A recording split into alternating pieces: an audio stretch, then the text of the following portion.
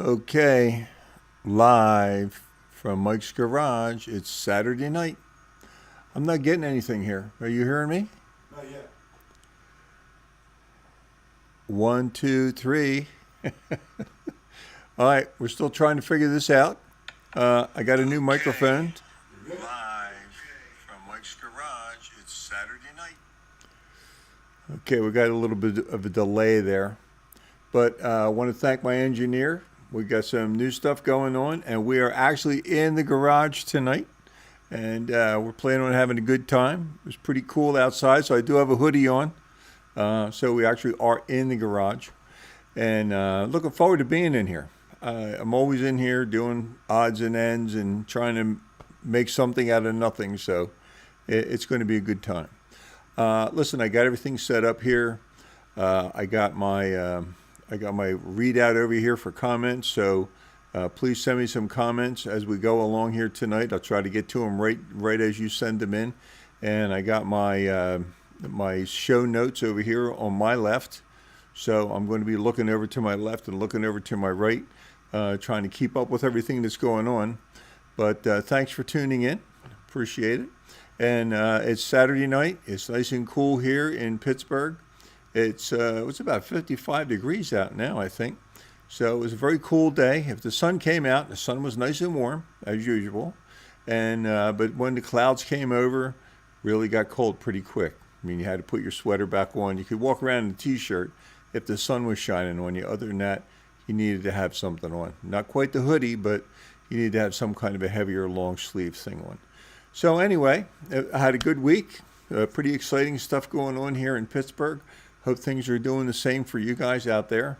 Wanted to start out with some sports things here. I'm not really a sports guy. And we're trying to figure out what is going on with the Pirates and the Steelers. Now, the Pirates are at the bottom of their division right now. They're 55 and 96. Bad. 55 wins and 96 losses. The only team that's really worse than they are, believe it or not, there's a team that's worse, is the Washington baseball team. What are they called now? The Senators? I'm not sure. But anyway, we've always looked, since the Barry Bonds days and winning the World Series and being on top, Willie Stargell and all that, the Pirates have really changed ownership a couple times. And right now they're just a glorified farm team, as far as I'm concerned. They bring young aggressive players in. They develop them. They make a name for themselves.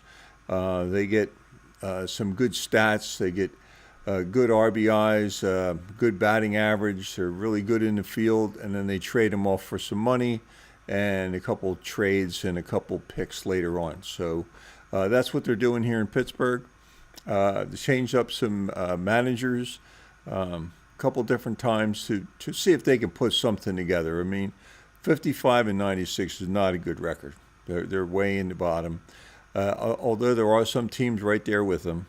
Like I said, there's the bottom of each division. Everybody's in the 50s for losses, and in the 90s. In the 50s for wins and the 90s for losses. So they're not alone. But anyway, pitching does make a difference. They're trying very hard to stay competitive. They are filling the stadium. A lot of people go to the games. They make it fun. They have fireworks and giveaways and all that stuff. So it's still a fun place to go. It is getting kind of expensive. With inflation and everything, it's still, a family of four, you're going to go there, you're going to drop a couple $100 to get some half-decent seats and buy a hot dog and a beer, okay? So it's not a cheap night. But it's fun. You go there a couple times a year. I know we try and do that. To go see what's going on, say hi to everybody. Usually you're in the same section. We like to go to the same section when we go, see if you see the same people.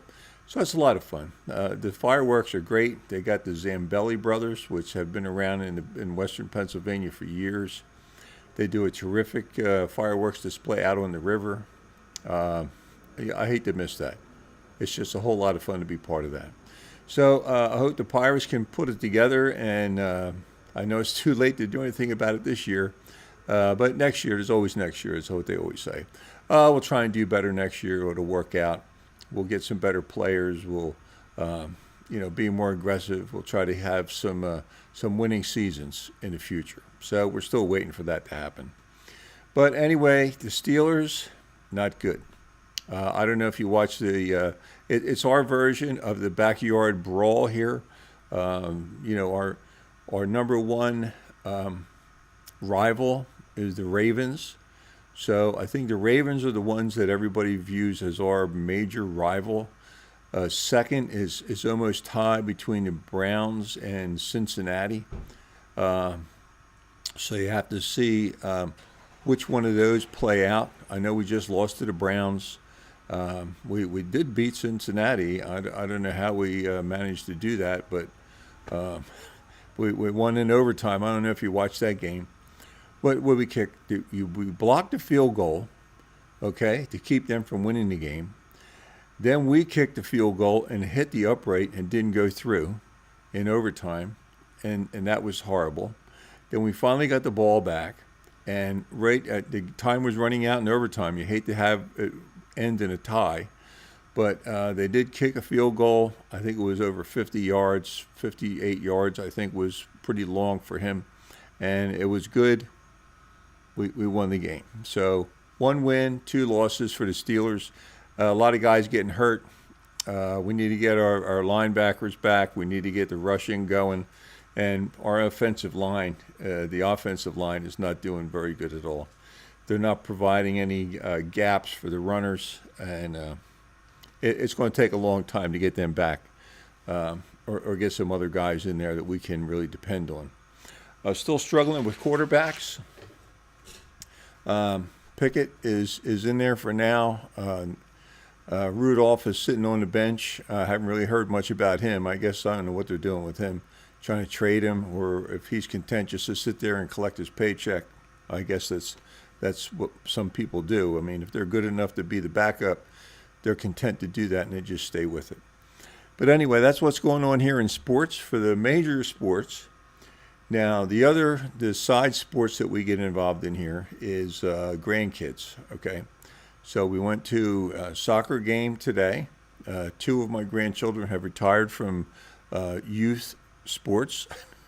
They no longer want to play soccer. And so, I asked the one grandchild, I says, what sports are you going to play in? She says, I'm not. I was, do you want to play this? No. Do you want to play that? No. You want to play softball? No. You want to play basketball? No. Just doesn't want to play any sports at all. Very content just to play games and go to the other sporting events with the kids. So that's fun. I mean, that's okay. Not everybody wants to get involved with the sports. She's a good cheerleader, though, from the sidelines. And my oldest grandson that lives here in the Pittsburgh area, I do have an older grandson that's out on the West Coast. And I feel bad I haven't seen him for years. But with the pandemic and everything, we just haven't done a lot of traveling. He's on the basketball team out there. I'm not sure what their record is. But the one grandson here in 4th grade, they're playing some pretty serious basketball. I don't know. The way they're working with these kids, it's really good because they're pretty decent for 4th grade. I mean, they're very competitive. They're aggressive. And they have some pretty young coaches.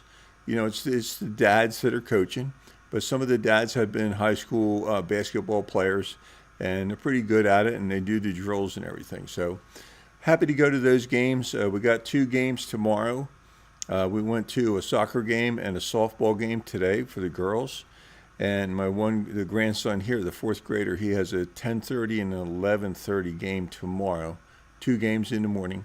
So that's where we'll be, all that, and then we're going to a party, for a birthday party for me.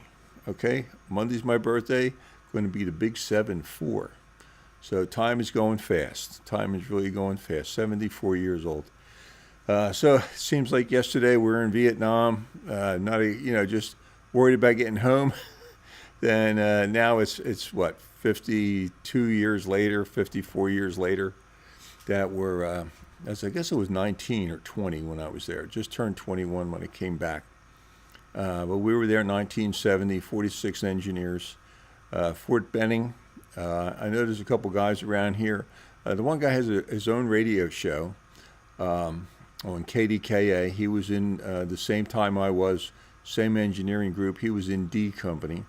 And we were, driving dump trucks and digging up roads and actually building roads, building parking lots to put in, flattening out ground to put in buildings and things like that for stores or warehouses, whatever the local people needed, because we were trying to help out with that too. But anyway, that was a long time ago.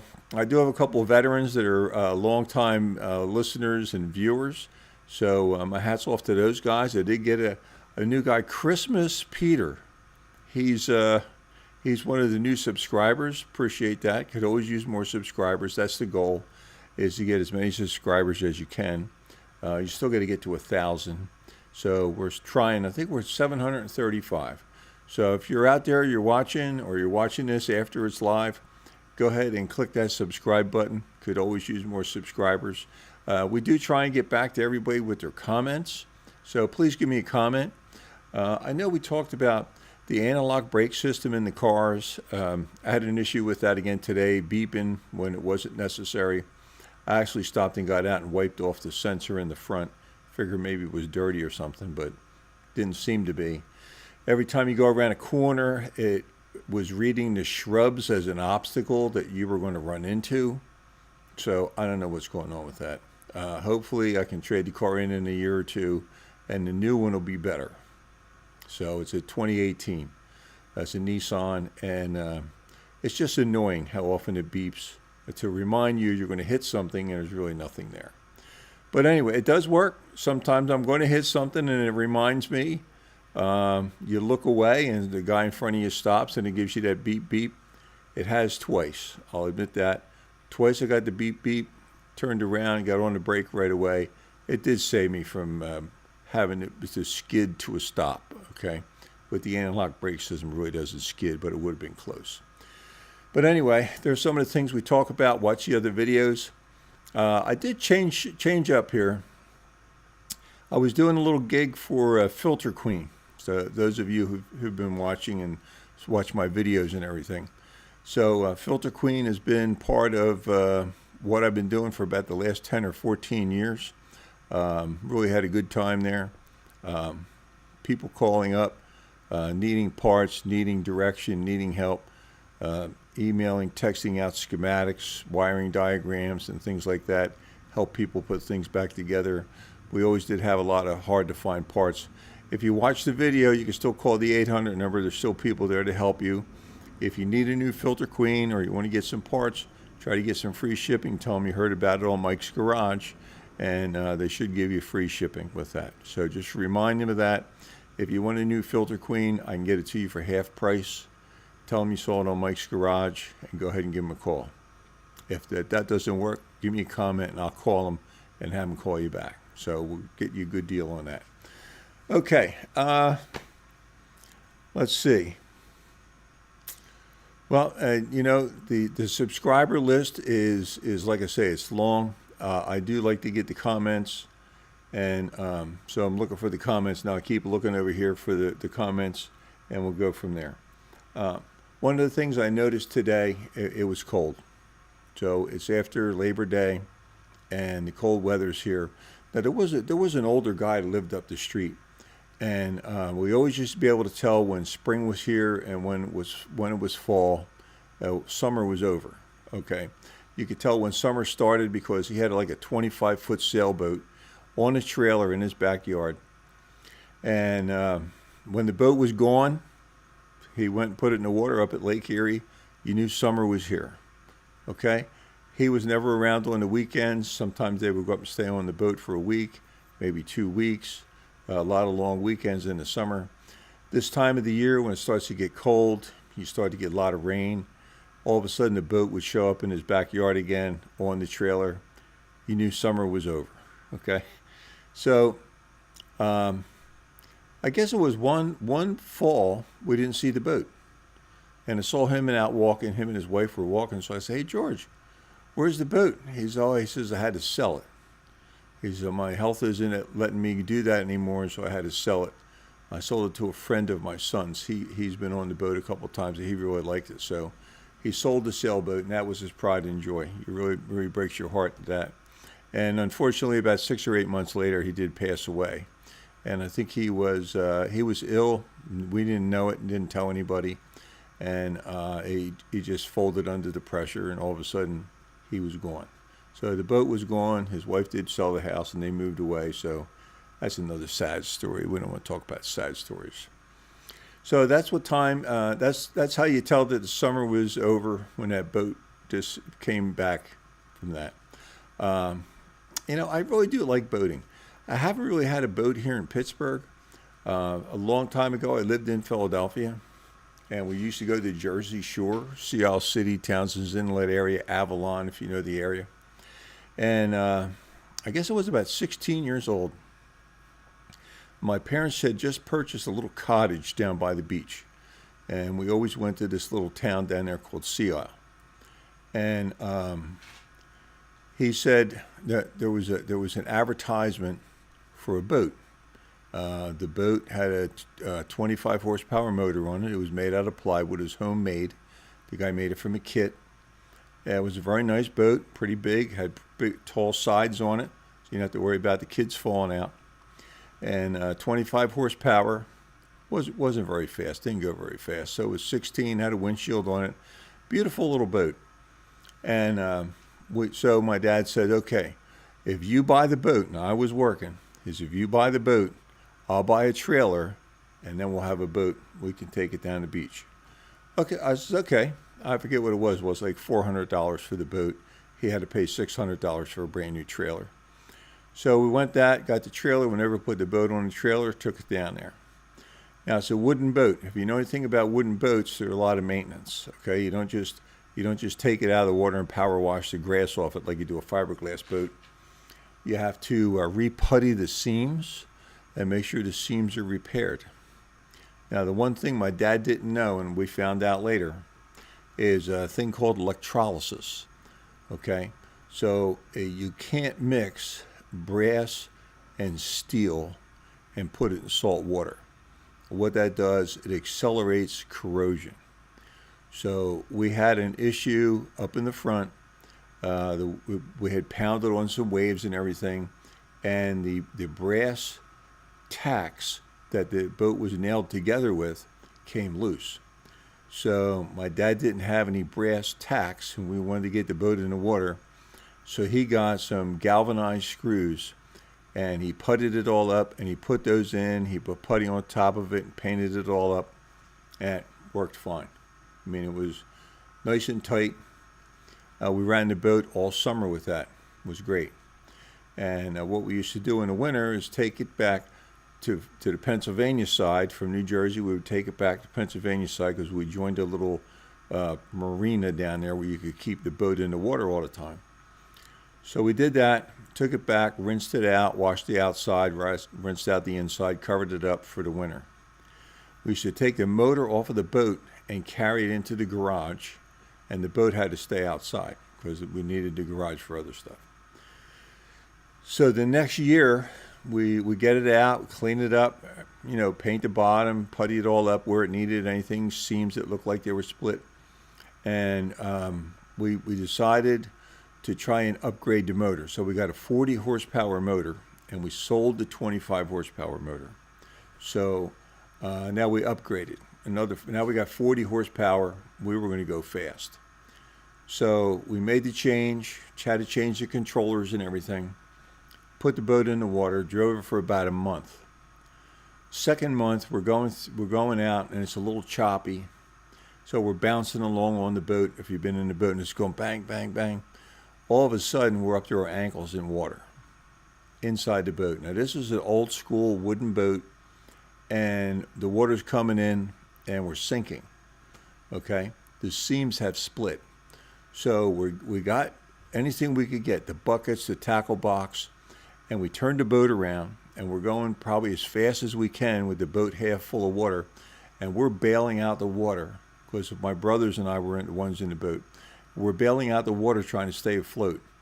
We go back to the marina, and they had a ramp where you could pull the boat out of the water. So we get up on the ramp, pull the boat out of the water, bail all the water out of it, and we put it up on the lift. They lift it out of the water, and you can see the seam where it's split. All the brass nails that were holding the boat together looked like needles. The electrolysis had rotted the brass tacks to nothing. And pounding it on the water going out, crossing the wakes and things like that, the boat was done. We couldn't do anything with the boat. It was ruined. So we didn't have any other thing to do. So we took everything out of the boat that was valuable. We're figuring now we got this boat. Here's a pretty funny story. It's funny, but it was almost a big tragedy. So we pulled the boat out of the water, took all the things out of it, and we had this empty boat, all was no good, sitting in the backyard. So there was a school there, a high school. And back then they used to have a bonfire when you played your rival. I think we played Springfield High School. And that was the rival high school. So the Thursday night before the game, and maybe it was a Friday night because we played them on Saturday during the day. And it was Friday night, all the kids went, all the whole student body was there and everything. And they were making an announcement into school that they needed donations of wood and lumber for the bonfire. They stacked it all up like a big giant teepee, and what should we do? So my sister went over and she says, I have a boat. It's a wooden boat. Will you want to come and get it? And they says, oh yeah. So about 12 or 15 seniors came over to the backyard because we lived in walking distance to the high school. And we didn't have it on a trailer. And they drug the boat out of the backyard, down the street, dragging it with ropes and pushing and pulling and hanging onto the side. They drug it all the way down the end of the street, around the corner, and down the other street to get it into the back field of the school, back by the football field. So they finally get this old broken down wooden boat back there, and they fill it with all the other donated lumber. And somebody wrote on the side of the boat, Sink Springfield. It was really cool. And they just took a spray can of paint, painted it on there. Well, anyway, to get to this is the scary part of the story.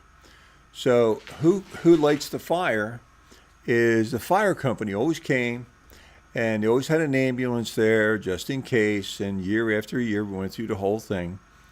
So the firemen are all dressed up in their fire outfits, and it's time to get the fire going. So this guy gets a 1-gallon can of gasoline, and he walks around the boat, and he's splashing gasoline all over the lumber and getting it all ready to go. Now he walks away, he puts the can down, and he gets a rolled up newspaper, and he lights the newspaper, and he's holding it upside down like this, and it's flaring up and flaring up. He's got gloves on, all his protective equipment, so it's a lot of heat there for him, but he's not feeling it because he's protected. And he walks up, he gets about 5 feet from the boat, and he puts this flaming piece of newspaper above his head, and he throws it at the boat. And the fumes from the gasoline had filled the boat. So it wasn't just going to go poof and light on fire. It actually exploded. It went boom. It blew the boat flat. It blew flaming lumber everywhere. Kids were screaming, running. A couple of kids did get hurt with flying pieces of 2x4. It was really sad. It was scary as hell. And the fire department was there, and they weren't. I mean, they didn't have the truck running with the pump on and everything. So right away, they jump into action. The firemen who were closest to the fire got knocked down. The kids who were right up front, they got knocked down. They got a little singe from all the heat that came off of the flash. And it was really scary. So anyway, that's how we got rid of the boat. And that was the last bonfire they had before any game. They always had the bonfire before that game. No more bonfires ever were at the school. So that was sad. That's the way that changed. So anyway, we got rid of the boat that way. So what we wound up doing is the next spring, we found a boat somebody had for sale. It was a Larson bow rider. It was a 7-passenger boat. It had, the bow was open.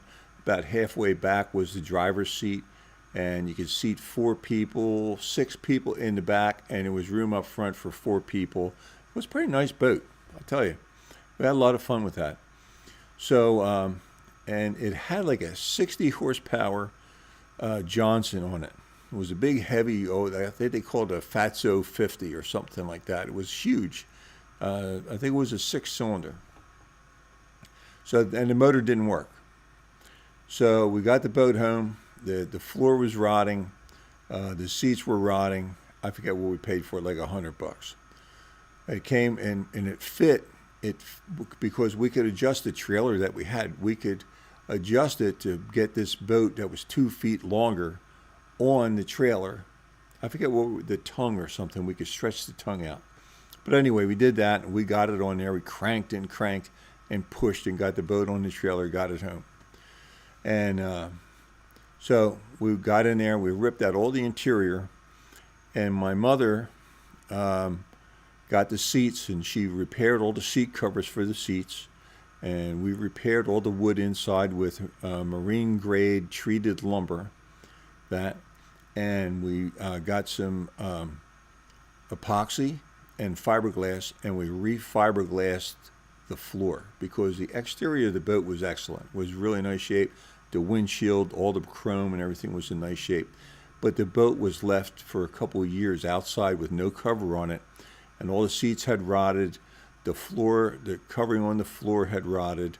So, and what else we did, rather than put the carpeting back down on the floor, because it was very hard to keep clean, the carpeting, if you ever had a boat, what we did is we mixed epoxy, we put fiberglass down, we put another epoxy floor down, and we threw sand on it.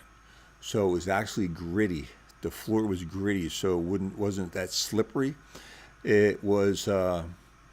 even in bare feet, if it was wet, because it's like a surfboard. Okay, a surfboard is high gloss epoxy. It's slippery unless you wax it. Okay, some of them even they gave up and they put like a rubber pad on the surfboard so you can stand there and your feet won't slip. So when we threw the sand into the epoxy before it's sealed and got hard, now you had a textured surface on it. So you could stand there and it wasn't slippery. So, okay, we solved that problem. While that's going on, we called around to a couple of marinas, and it was a marina in Stone Harbor. I remember that.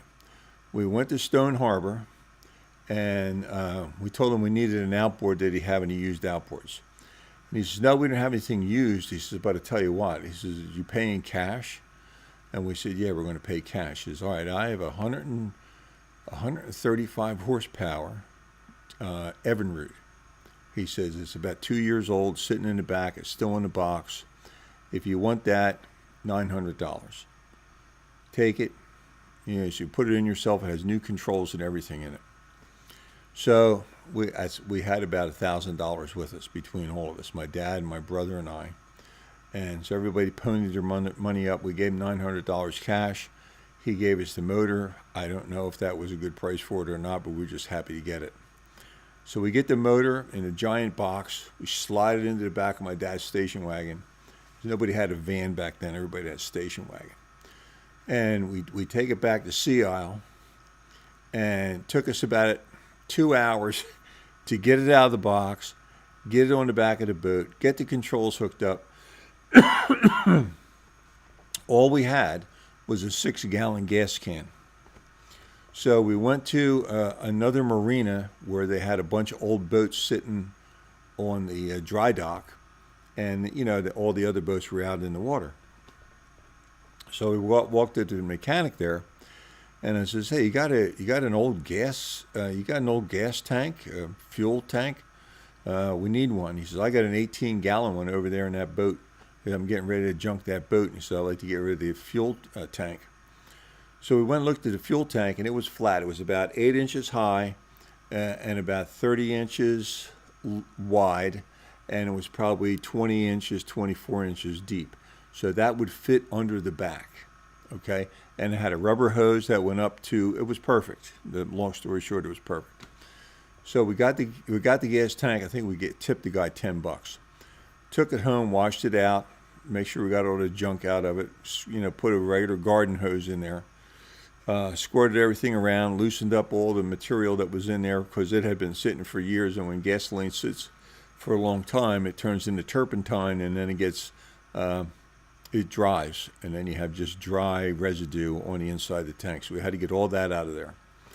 We got a new fuel line hose. We got the one off of the 6-gallon tank, which was new, and we put it on the 18-gallon tank, slid that underneath, bolted that down, and hooked up all the fill hoses and the overflow hoses and everything.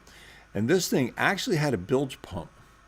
It was a little 12-volt pump, wasn't very big, but when it rained, all the water would run to the back into this little well, and that's where the pump was, in the well. And it would turn on, had a little float on it, and when it rained, all the water would run to the back, and it would turn on, it would empty the water. So you didn't have to worry about the boat filling up with water if it rained really hard, which if you've checked the boat every week, you didn't have to worry about that. Plus, there was a couple guys at the little marina that we belonged to. They would go around and check if somebody's boat was in trouble, if a line broke or a clip came off and the boat was banging. They would get in there and they would do a temporary repair, and then they would call you and say, hey, you got to come down and check the boat. Something's wrong. We did a temporary repair on it. So we went down and got that all set up. Now, on the other side of us, there was another fellow that had a newer boat, and he was hooking up some stuff, and he put in his own bilge pump, and he didn't have time to finish it on a Sunday night. So what he did is he got the hose for the bilge pump. Instead of drilling a hole in the side of the boat and putting in the fitting and hooking up the hose, so when the pump turned on, it pumped the water out of the boat, he just got the hose without cutting it, and he put the hose over the side of the boat into the water. Now, it rained, okay?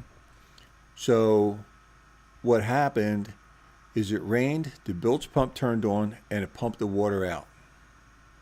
Now, when the bilge pump shut off, the end of the hose was still in the water. So now it was siphoning the water back in to the pump. So it didn't rain, but the boat was filling up with water, seawater, salt water. So when it filled up enough that the pump turned on again, the pump turned on and pumped all the water out. And then after the pump shut off, the water would slowly start to siphon its way back into the boat. So the pump was pumping it out, it was filling back up. It was pumping it out, it was filling back up. This took place over 3 days, okay? The battery finally went dead. The pump ran so many times that the battery went dead. Now, the guys that usually walk around and check all the boats weren't checking anything because it hasn't rained. And, you just look down there, nobody's banging anything. So anyway, the guy comes down Friday night, goes down to check the boat Saturday morning, boat's underwater. The only thing is holding up, the front of the boat's out of the water because the ropes are holding it up. So he says, what happened? So that's what they figured out, that he had put the exit hose over the side of the boat, and it kept siphoning the water back in until the battery went dead. It was a disaster. Ruined the motor. He'd lost a lot of money on that whole thing. But anyway, if you've been watching my videos before, I tend to go on and on telling stories like this. So anyway, the Larsen we had was a very good boat, 135 horsepower, brand new. I think we ran that for 10 or 15 years. And it was we could water ski off of it. We could go fishing off of it. You could fish 4 or 5 guys off of that, no problem. And this was before they ever came out with center consoles. It was an open bow. We actually took it in the ocean a couple times, but you had to be careful going in and out of the inlet, because if the inlet was rough, you really had to be careful about getting back in, because it would swamp you if you weren't cautious about how to do that. And we had done it so many times that we were pretty comfortable about doing it, but it was still a lot of worry. So anyway, we found another boat. We found a Grady White. It was a 21-foot. Same deal. The family didn't use it anymore. Had been sitting in the side yards next to the house down the beach for a couple of years. and they just wanted to get rid of it, and it had its own trailer. So I think we got the whole thing for $900, and it was about 8 years old. Now it had a 110 horsepower Mercury outboard on it. It was a pretty nice motor, but the Grady White, if you're familiar with Grady White boats, man, what a big heavy boat that was, and it just didn't push it at all. So we had it in the water. Was down at the marina, and it was Sunday night. We just went home because we were only down there for the weekend. So while we're there, I was working for the telephone company at the time, and I drove past the marina up in Philadelphia, and I stopped in. I just stopped. I went in, and he says, "What can I do for you?" I says, "I'm looking for a motor."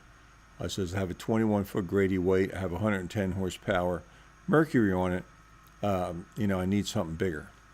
He says, "Come here." He says, "Let me show you. I just got a 200 horsepower. It's used. The guy only had it for a couple of years. He didn't like it. He wanted to get a different motor." He says, I'll take that Mercury in trade. It was $2,100 for the 200 horsepower and the trade-in of the Mercury." So I said, "Okay, we'll do it." Call my dad, call my brother. Yeah, get it. So I went and got some money out of the credit union. Didn't tell my wife. Went and got some money out of the credit union, and went and got some money out of the credit union. I'm getting some comments here. I'm sorry, I'm getting distracted. Thanks, Mike. Thanks, Joe. And went and got the $2,000 out of the credit union, and went and picked up the motor. Took it down the shore. Took the boat out of the marina, took it back to the house, took everything out because it had different controls and everything for the Johnson outboard. Got all the Mercury stuff and set it aside, all the nuts, bolts, and screws. Put the 200 horsepower on it. I mean, we worked like dogs, man. We wanted to get that done. We were up at 6 o'clock Saturday morning, took the motor out of the back of the car, took the old motor off of the boat, worked like crazy, get it all hooked up. Oh man, we got it. So we take it down to the marina and we put it in the water. We didn't try to start it or anything. We're going to take it down there. We're going to put it in the water. We had confidence in what we did. So we get down there, and my brother gets in the boat, and we says, "Okay, start it up." So he starts it up. The engine starts full throttle in reverse. Here comes the boat. It's backing under the pier. So my brother was smart enough to shut it off. Okay? Here we had hooked up the cables backwards. We had the throttle cable hooked up to the transmission cable, and the transmission cable hooked up to the throttle cable. So when you thought you were in neutral, you were actually in reverse. And when we thought you were in low throttle, you were actually full throttle. So we found out the hard way. No damage was done. It took us about 20 minutes to switch the two cables around and get everything hooked up right. Then we got in the boat, and that thing flew. I mean, that was a fast boat. We had great time with that. And we must have run that motor almost 15 years. And we always took good care of our toys so they would last, okay? So we must have had that boat and motor 15 years. We still got the boat today. And oh my goodness, 15 years ago was the 200 horsepower started to give us trouble. It had a miss. Couldn't figure out what it was. Took it to the mechanic, and he says the cylinder is cracked. The number 6 cylinder had that's a bad thing about being in a garage. Now I'm getting bugs because of the lighting. I have to give comment to my engineer and my sound guy. They did a really good job hooking us up. They got really good lighting. It really is the garage. We're out here in the garage, okay? I got the chainsaw there. We just cut down a tree the other day with that. I got another dead tree that fell. But anyway, let me get back to the boat. So we needed to do something. So I said, "Well, how much is a new motor?" He said, "Well, a 200 horsepower new is $20,000. I said, $20,000 for an outboard? He says, "Yeah." He says, "You can expect this to pay anywhere from $1,000 to $1,200 per horsepower. If you want to buy a 15 horsepower motor, brand new, they're $15,000. So I says, no, not really. He says, yeah. He says, if you want a 200 horsepower, it's $20,000 plus tax and some other fees or something. Oh man, I can't afford that. I don't have 20 grand to throw into a motor. So he had an older boat out for sale, and he says the only thing you can do, he says that boat over there, he says the guy wants $3,000 for it. It's the boat, motor, and trailer. It has a brand new. Thanks, my engineer. Round of applause. Okay, thank you. Thanks for the comment too. Hey Pete, how you doing, Pete? Thanks for coming in. Hope you enjoy the story. Thanks for watching. Well, listen. So the guy says there's a boat over there. It was a 20 foot boat. He says it has a 150 horsepower on it. It's about 2 years old. He says, and he only wants $3,000 for the whole thing. I said, well, I don't want the boat, motor, and trailer. He says, I tell you what, you give me $3,000 and you can have the whole thing. Go home, take the motor off of it, bring the boat and the trailer back, and he says, and I'll sell the trailer separate. He says, and I'll get rid of the boat. If you want that, $3,000. So, okay, so we came back the next day, gave him a check for $3,000. Took the boat home. Took us about 3 days to take the 200 horsepower off of the boat to a Grady White. Take that off, take the controls out. It was a Johnson. They were both Johnsons. So we were able to reuse the controls that were originally in the boat. So we put the 150 horsepower on it. It was a little slower, but the newer motor with electronic ignition and everything, it really ran pretty good. So you could hardly tell that you had given up 50 horsepower because the 150 horsepower actually had more pep than the 200 because the 200 had gotten old and tired. So still running that thing today. Still works good. Let me get a little sip here. But yeah, we've been boating for a long time. That story's probably 50 years it took to run that story.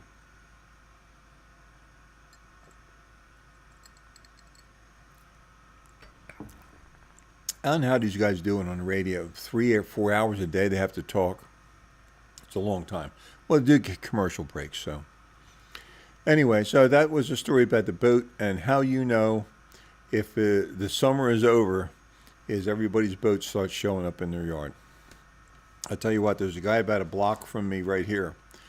He's got a 25-foot Grady White, has a 250 horsepower motor on it. And I think he got sick. The boat's been sitting in his yard for about 5 years. If I had the resources and the desire to go get it, it's a steal. I mean, you could probably get that boat. It's got a dual wheel trailer. The tires are all flat. The cover's starting to rot. So it's a shame to see a boat rot like that. I really hate to see it. But he used to take it up to Lake Erie, keep it in a marina up there, and go up there and stay on the boat. It's what they call it, a cuddy cabin. It has a place for a bathroom in there ahead. You don't want to do anything in the head except, number one, you don't want to poop in there because it stays with you, you know what I mean? And so that's what he used to do. I forget if his wife used to go with him or not, but he used to go up for the weekend for 4 or 5 days, stay on the boat. You had a little barbecue thing at the end of the pier and things like that. So it's a lot of fun, but you have to love being on the water. Okay. If you're a good fisherman, you could even eat for free if you like to eat fish. So, and again, those kind of deals are around. You can score those kind of deals. Okay. Let me see what else we have here. I have the notes of things that have been going on. Well, we're seeing here, switch up to a different thing now. The election is coming up. I try to stay away from politics. Politics are very inflammatory nowadays. It's a lot of hate involved with politics. Okay, if I don't agree with you, then you hate me. So, and some people that don't like what you have to say, they hate you. That's not how it's supposed to be. Okay, you're supposed to say, well, I disagree with that. I disagree with this. You meet in the middle halfway and you try and get along and you get things done. Okay, well, what's happening now is I'm trying to shove my beliefs and thinking down your throat. And when you get in power, then you're trying to shove what you think down my throat. And that's not working as far as I'm concerned. So we got to get the right thing going here. The things that are important, I think they got to do something with the border. I don't know what's going on down there. I'm not an expert in it. It just seems like there's so many people that want to come into the country. And I'll be honest with you. If I was living in another country and things were as bad as they say they are, I would do everything I could to get into this country. I really would. I see no reason why I wouldn't try to bring my family in here. I know my grandparents came here, my wife's grandparents came here to try to find a better life. They came in illegally through Ellis Island up in New York, Statue of Liberty. So you have to try and make the best thing for yourself. I know my great-grandfather went to Brazil first, and he was living in Brazil for about a year to see what kind of work he could get there. So they were tailors. They could very good with the garment industry. They all worked at the garment factories in Philadelphia. My grandmother was making buttonholes. If you ever look at the buttonhole on your shirt, it's stitched all the way around. It's not just a slot that's cut in your shirt. It's cut and it's stitched all the way around so it doesn't fray. That's what my grandmother used to do. 10 hours a day, 5 days a week, sometimes 6 days a week on shirts, suits, anything, a vest.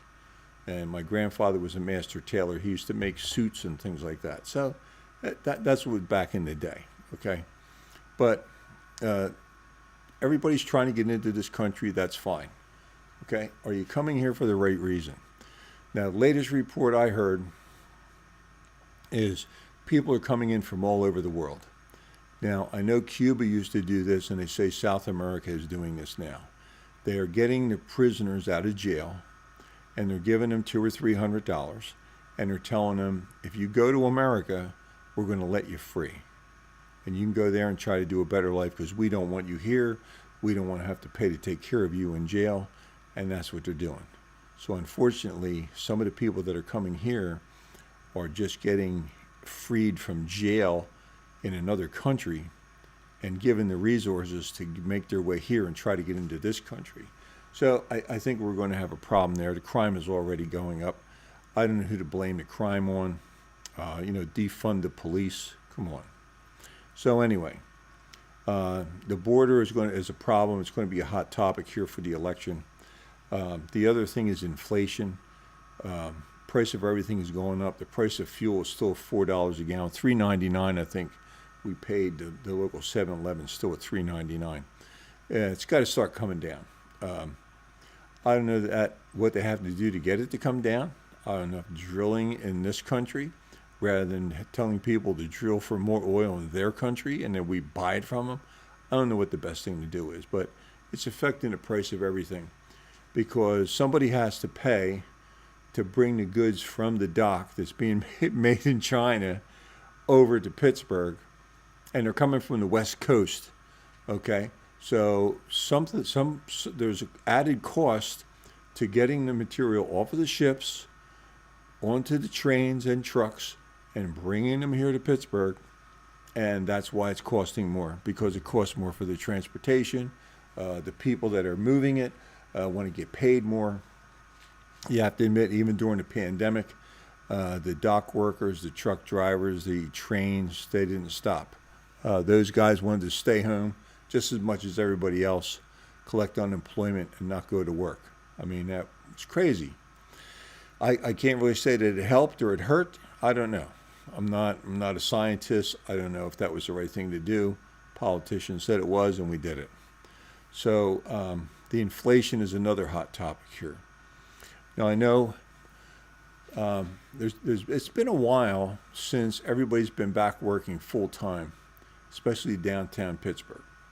So people are starting to go back 2 days a week, 3 days a week, But there's a problem down there now where there's so many homeless people and so many people on drugs that they're just going to the bathroom right in the middle of the street.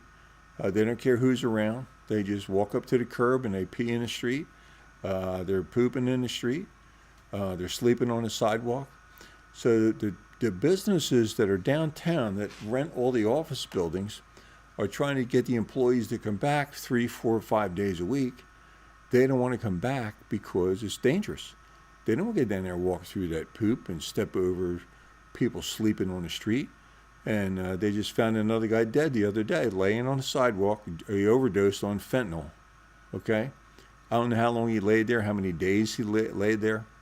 The local radio guy is taking pictures of these people laying on the street. And he was getting people giving him a hard time for taking pictures and putting them on the internet. He says, how can we, and he was saying, how can we let this guy live on the street? What's the answer? What do we have to do to get this guy off the street? Because he says they found the guy that was overdosing. They called the medics. They came over, the first responders. They hit him with that Narcan, got him out of it, woke him up, got him thinking, and the guy screamed at them, "What are you doing? Leave me alone. Don't bother me again." So unfortunately, this wasn't appreciated. But the one guy, the picture he put on there, the guy's mother called up, and he's about 35 years old, and she says, "I've been looking for him for years. I didn't know what happened to him." So she asked to help get him into rehab, and they did. They went and found the guy again. They put him in rehab, so they reunited him with his mother. So I wish all things turned out good. I wish the guy good luck. I hope he can straighten himself out, because being on drugs or being an alcoholic and living on the street, it's no way to live. Especially it's going to start to get cold around here now. But anyway, homeless and the drugs are going to be a problem. And now they're talking about, I know here in Pennsylvania, you can get a card, and you can get marijuana card. And I agree with that. If you wanna do that, it's no different than coming home and having a few beers after work. You come home and you smoke a doober or whatever you call it, and that's your way of relaxing after a long day. That's cool with me. So now they want to push to make it recreational. You don't need a card. You don't need anything special. If you want to get high, you can just go get the marijuana. I know the CBD stores or they have what they call a Delta 8, which has a little bit of that TCP in it that makes you high. But the marijuana stores have the good stuff, they call it. So they're trying to, the push is to make that legal at the federal level, okay? And you have so many people in jail that are in jail for marijuana-related problems, crimes. They would have been crimes. Well, they were crimes then. If they make it legal, it's not going to be a crime anymore. So how can you keep all these people in jail? So that's another problem that's going to come up, is letting the people out of jail that were put in jail for marijuana use or sale or something like that, when all of a sudden it's going to be, there's no crime involved anymore. So that's going to be a problem to try to get that straightened out. But anyway, those are the kind of things that people do to have fun, to have a little recreational time, to blow off a little steam. That's fine with me. If they want to make it legal and you want to go smoke it, go smoke it. A lot of the countries, they're still, they put you to death if they catch you with drugs.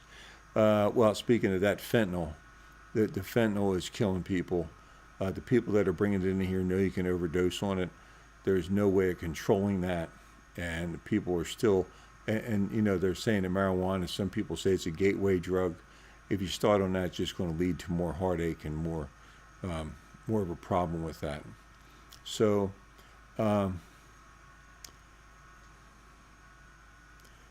Pete, I got a comment from Pete about the Filter Queen vacuum. You know what? Look on the website, filterqueen.com. If it's better than HEPA. If you want a Filter Queen vacuum, call the 800 number. It's 1-800-883-3235, and tell them you heard it on Mike's Garage, and get a special price. I think it's $15.99. They said I could sell them for $15.99, and they could probably get you one of the air cleaners a lot cheaper than that too. But call there, ask them for the price because you heard it on Mike's Garage, and they could hook you up with that. And they have all the filters and everything. And there's another guy there named John and Sharon. They can take good care of you. Just tell them you heard it here on Mike's Garage. And the air cleaners are great. If you have any kind of asthma, COPD, allergies, things like that, you put one of what they call the Defender air cleaners in the room that you spend the most time in. It takes all the impurities out of the air, and you get a lot of relief from that. So that's my commercial break for that. How's that? So thanks, Pete. Listen, a couple other quick hit things. Talk about this more next time. This is the time of the year when a bunch of my friends and relatives, we used to get together, my brother-in-law, and we used to get down to Cape Hatteras. From Pittsburgh, it's probably a 10-hour drive to drive down to Cape Hatteras, all the way down the end, past Nag's Head, past where the Wright brothers flew their airplane and all that, all the way down the end of the island, where the ferry goes. There's a ferry down there. So we would drive down there and rent a little apartment near the beach or on the beach, and you walk down the end, go over the dune, and go fishing in the mornings. We had trucks with the big baskets on the front with the rod holders, and go drive up and down the beaches in the fall, October, November. It was great fishing, great time. Some people go to hunting camps where you go, this time of the year you go, I think, when is hunting? November? Yeah. Deer season is in November. So you can go the hunting camp, got a bunch of guys get together, they go up to the camp, they go out and they sit in tree stands for the day and see if they can get a buck. Same thing with the fishing. You get down, or there's one or two guys in a truck, drive the trucks in different directions, talk to each other on a CB radio or the cell phone, and find the fish, or the fish find you, whoever that says it. Whatever the best way to do that is what happens. But yeah, it was a lot of fun. Driving up and down the beach was a trick to that. I'll go over that next time. I'm running out of time here tonight. My engineer's giving me the high sign. I got to start wrapping it up, okay? Listen, I got a new gig. Besides that, I'm back in community manager. Can you see the advertisement there? RJ Community Management, good organization, real estate company, takes over HOAs. They help the board members for any high rise that's involved. Community management is their specialty. They got lawyers, accountants, everything you need to help things work. If you need something like that, give me a comment. We'll try to hook you up with a free phone call to see what we can do for your community. Right now, we're only in Western Pennsylvania, but if you got anybody and know somebody here in Western Pennsylvania that needs help with their HOA, give me a call, give me a comment, and we'll get in touch with you, okay? Well, listen, I do want to ask you again, give me a like if you like this show here. I really enjoy this. I've been trying to do this. I'm getting an upgrade. Actually let me show you if I can lift this up. Actually got a real microphone. How's that? We're trying. We got a better camera. We got some better lighting here. So we're making strides a little bit at a time. This stuff's pretty expensive, but we're getting there. So we do need to get to 1,000 subscribers. So give me a like. Please subscribe. If you're not a subscriber already, please do that. Tell other people about the show. Get them to tune in and watch. Really appreciate everybody coming in. Bad Weather, Pete Bassett, Mike Yulo. Hey, Mike, how you doing, man? Hope things are good with you. Good hearing from you. And so we're going to sign off now. Try to make it right on time at 10 o'clock. Thanks for watching Mike's Garage. We'll be here next Saturday night at 9 o'clock. And thank you for the birthday cards and the birthday wishes to those of you who sent me the birthday cards. It was 74, still kicking it, and doing okay with that. So please subscribe. Thanks for watching Mike's Garage. I'm going to have to sign out of here myself because my engineer isn't around. So we'll see you next time, everybody. Okay, take care.